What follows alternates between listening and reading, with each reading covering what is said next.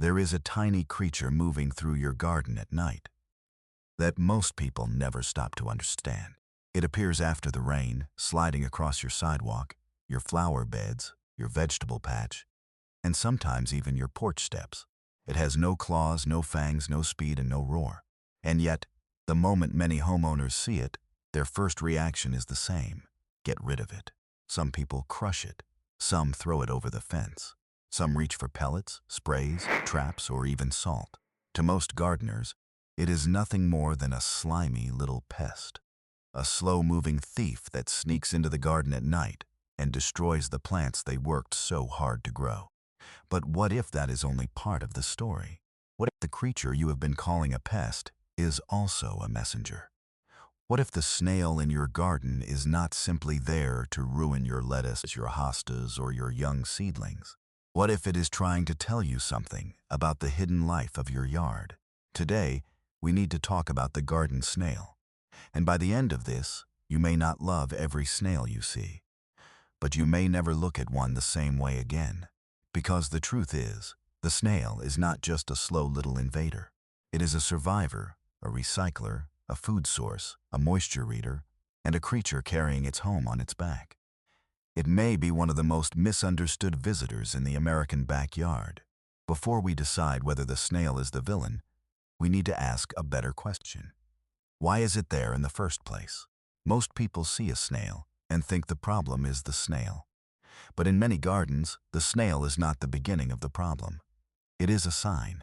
Snails usually appear where there is moisture, shade, soft plants, decaying leaves, mulch, damp wood, thick ground cover, and quiet hiding places.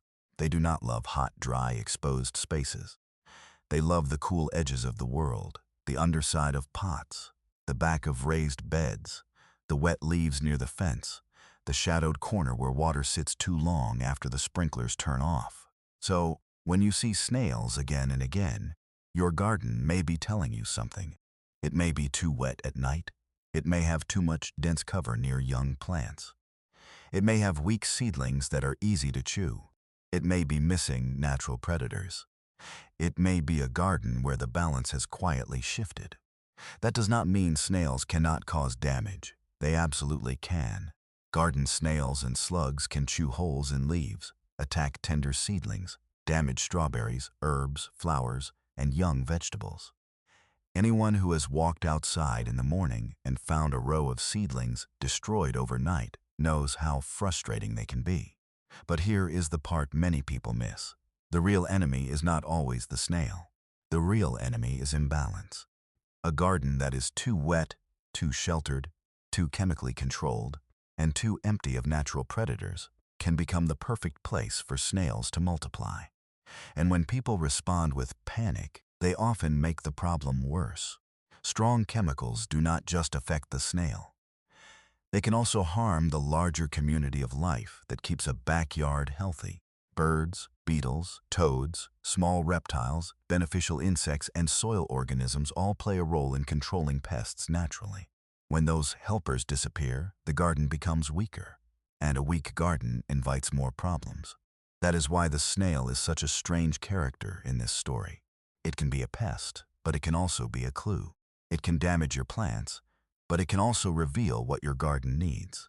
It can frustrate you, but it can also teach you how alive your yard really is. Because long before your backyard had fences, raised beds, patio lights, and garden hoses, creatures like snails were already moving through damp leaves, feeding, hiding, reproducing, and becoming food for other animals. They were part of a system, and in a healthy system, nothing exists alone.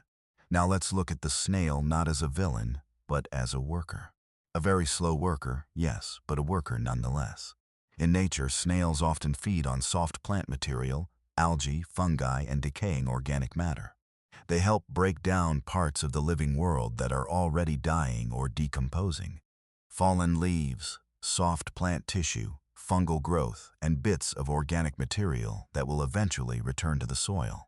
They are not the only recyclers in the garden, of course. Worms, fungi, bacteria, insects, and many other organisms do the heavy lifting. But snails belong to that larger cleanup crew. They are one small part of the process that turns yesterday's growth into tomorrow's soil. And they are also food. To a bird, a snail is not a pest, it is a meal. To a turtle, a beetle, a frog, a toad, or a small snake, a snail may be part of the backyard food web. Even mammals may eat them when the opportunity appears. In that sense, the snail is not just taking from the garden, it is feeding the life around it. This is where the story becomes more complicated. The same creature that chews a hole in your lettuce may also help feed the bird that eats the caterpillars on your tomatoes. The same creature hiding under a damp pot may be part of the reason your yard can support frogs, beetles, and other small predators. The same creature you see as a problem may be one link in a chain you rarely notice. And when you begin to see your garden this way, the question changes. It is no longer, how do I destroy every snail? It becomes, how do I bring the garden back into balance? Because a healthy garden is not a lifeless garden. A healthy garden is alive with checks and balances. And the snail is one of the small lives inside that system. But what makes this animal even more fascinating is its body. Because the garden snail may look simple, but it is anything but simple. A snail is a mollusk, a soft-bodied animal protected by a shell. It does not walk like we do. It does not run like a mouse or hop like a frog. It moves on one muscular foot that slowly ripples beneath its body, pushing it forward in a wave-like motion. And that shining trail it leaves behind, that is mucus. To us it looks slimy and unpleasant, but to the snail, it is survival. That mucus helps the snail move across rough surfaces without tearing its soft body. It helps reduce friction. It helps hold moisture.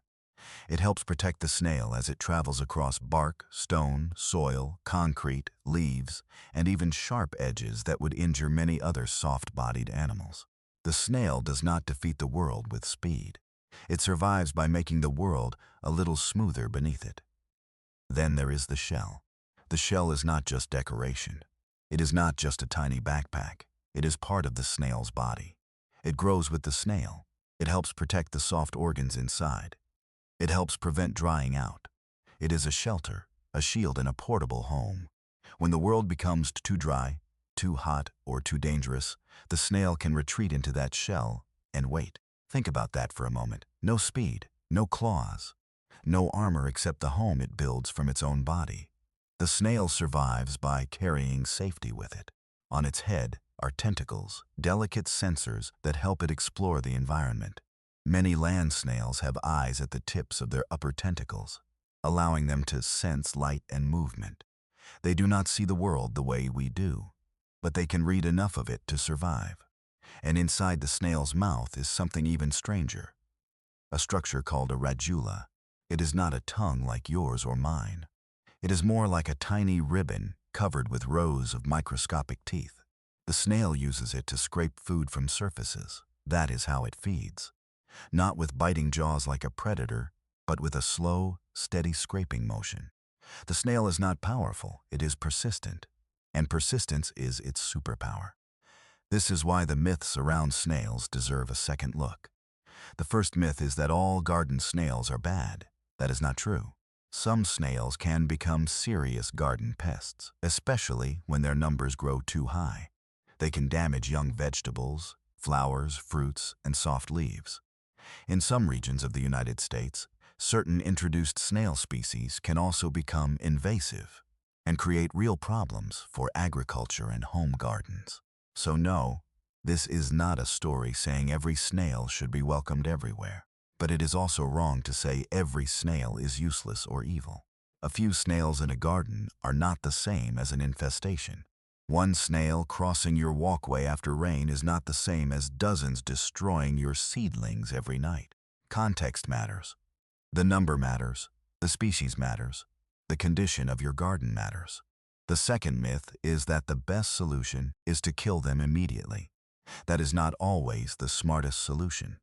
If snails are damaging your plants, you can manage them without turning your garden into a chemical battlefield.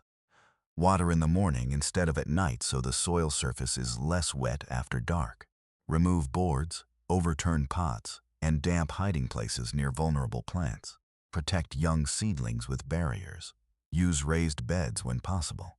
Hand-pick snails in the early morning or after rain, wearing gloves, and move them away from the plants you are trying to protect.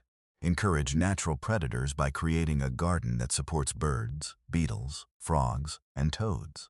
And be careful with strong chemicals, especially if pets, children, wildlife, or pollinators share the space. A smart gardener does not have to let snails destroy a garden. But a smart gardener also understands that every pest problem has a cause. The third myth is that snails are dirty and dangerous. Snails are wild animals, and like any wild animal, they should be treated with care. You should not eat wild snails from your yard. You should not handle them and then touch your face or food. If you pick them up, use gloves or wash your hands afterward. But fear is not the same as caution. A snail slowly crossing your patio is not hunting you. It is not interested in your family. It is not trying to invade your home. It is simply following moisture, food, shelter, and instinct. The fourth myth is that slow means weak.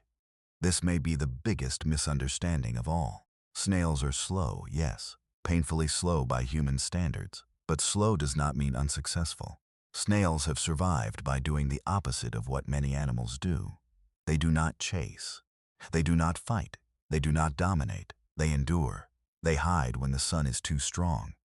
They move when the world is wet. They seal themselves away when conditions are harsh. They carry protection on their backs. They use chemistry, patience, and timing. In a world obsessed with speed, the snail survives by refusing to hurry. And maybe that is why there is something almost magical about it. Imagine moving through the world with a body so soft that a dry afternoon could kill you.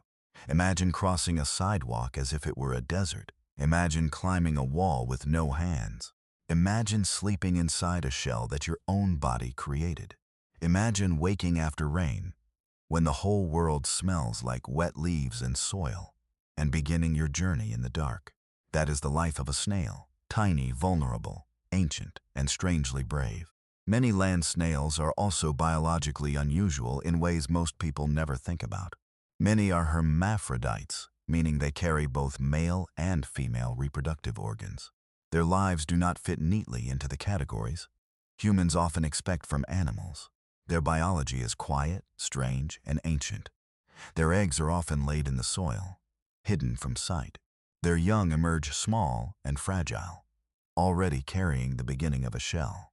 From the first moments of life, survival depends on moisture, calcium, shelter, and luck. Everything about them seems delicate, and yet they continue, season after season, rain after rain, garden after garden. The snail has no need to impress you. It simply survives. So what should you do the next time you find one in your garden? First, look. Really look. Is it one snail on a wet path? Or are there many of them eating your seedlings? Is your garden staying damp all night? Are there hiding places right beside the plants they keep damaging? Are you watering too late in the day? Are there birds, frogs, beetles, and other natural predators in your yard? The snail may be answering questions you did not know to ask. If your plants are being damaged, protect them. Move snails away from vulnerable areas. Change your watering routine. Reduce damp hiding spots near young plants. Use physical barriers. Strengthen your plants. Invite natural balance back into the garden. But if you see one snail moving across a stone after rain, not harming anything, not overwhelming your plants, not causing damage, maybe you do not need to panic.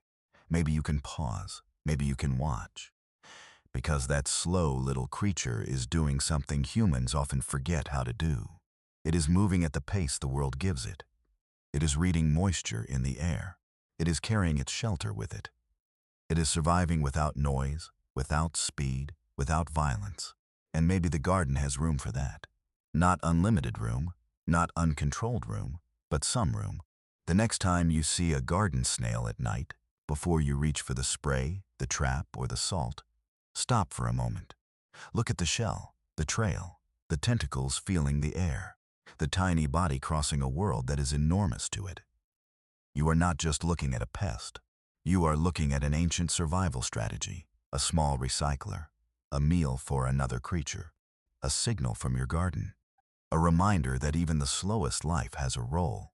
Maybe the question was never whether snails are good or bad. Maybe the better question is whether your garden is balanced enough to let small lives exist without letting any one of them take over. Because a garden is not a battlefield. It is a living system. And every living system has mess, mystery, damage, repair, hunger, shelter, and survival. The snail is part of that story, slowly, silently, one wet leaf at a time. So, if you have ever found snails in your garden, what did you do? Did you move them? Did you fight them? Did you ignore them? Or did you stop long enough to wonder why they were there? Tell me your story in the comments. And if you know someone who sees every small creature in the yard as an enemy, share this with them. Because the next time they see a snail after the rain, they might not see a monster. They might see a message, a quiet one, a slow one, but one worth listening to.